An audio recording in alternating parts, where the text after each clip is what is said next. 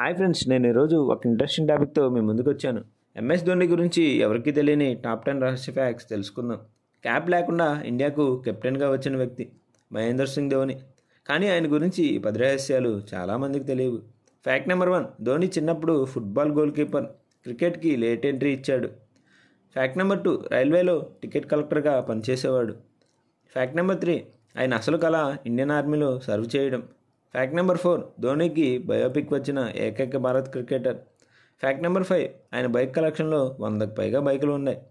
Fact number 6, world cup ఫైనల్లో last shot ఆడే ముందు ఆయన కామ్గా ఉండే బ్రీతింగ్ టెక్నిక్ వాడతాడు. ఫ్యాక్ట్ నెంబర్ 7, ధోనికి సూపర్ స్టిషన్ లెఫ్ట్ ప్యాడ్ ముందుగా వేస్తూ ఉంటారు.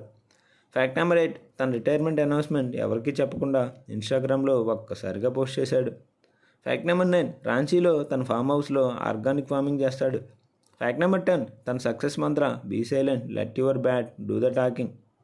అందుకే ఆయన్ను మనం కెప్టెన్ కూల్ అని పిలుస్తాం. మరిన్ని ఇంట్రెస్టింగ్ టాపిక్స్ కోసం లైక్ చేయండి, షేర్ చేయండి, సబ్స్క్రైబ్ చేయండి. Thank you for watching.